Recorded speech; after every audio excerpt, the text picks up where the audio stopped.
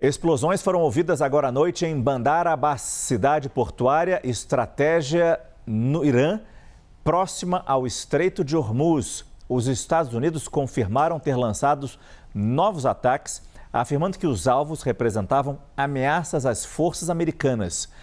Mais cedo, Donald Trump disse que ainda não estava satisfeito com as negociações sobre o fim da guerra contra o Irã.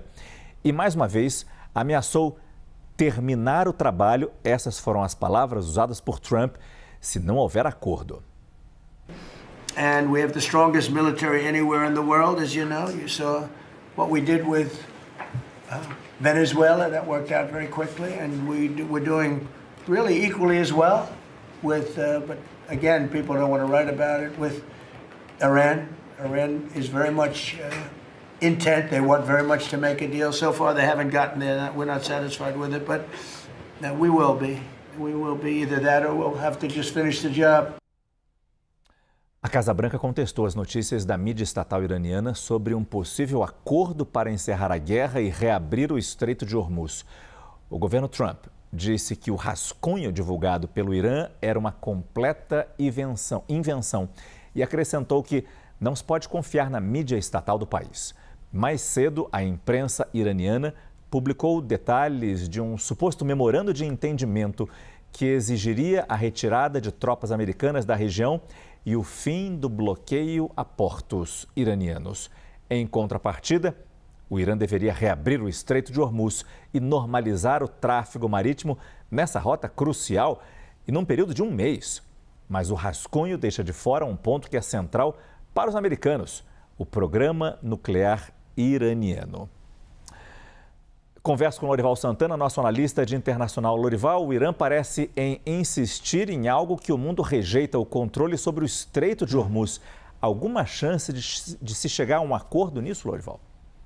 Pois é, está bastante difícil, Márcio, porque o Irã ele consegue ameaçar os navios que passam pelo que tentam ou que nem sequer tentam passar pelo Estreito de Hormuz, porque a capacidade dele de atacar, né, de lançar minas, de usar drones e até mísseis está intacta praticamente.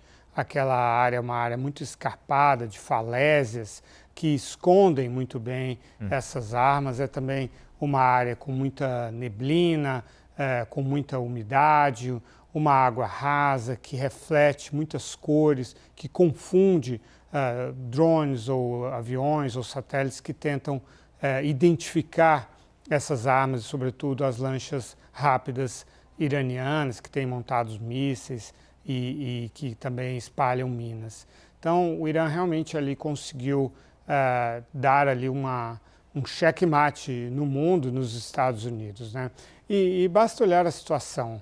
Se os Estados Unidos, ao longo de 39 dias, né, de ofensiva, junto com Israel, entre o dia 28 de fevereiro e o dia 7 de abril, né, não conseguiram realmente degradar essas forças, por que ele conseguiria agora, considerando que há um limite legal, né? Os Estados Unidos não podem lançar uma ofensiva, eles só podem usar de defensiva, porque pela Constituição americana, sem consultar o Congresso, sem aprovação do Congresso, são só 60 dias que um presidente pode ordenar ações ofensivas. Então é por isso que eles têm você acabou de falar agora, não, havia ali armas que ameaçavam os Estados Unidos, eles têm que usar essa linguagem para manter uma aparência de legalidade sobre essas ações. Mas são ações pontuais, limitadas, muito mais para influenciar nas negociações. Mas os iranianos já entenderam essa tática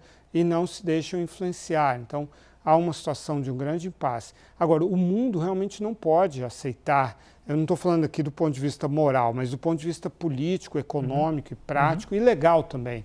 Não pode aceitar que um país controle um estreito. O mundo tem muitos estreitos importantíssimos, como o Estreito de Malaca, o Estreito de Taiwan, até o Estreito da Flórida.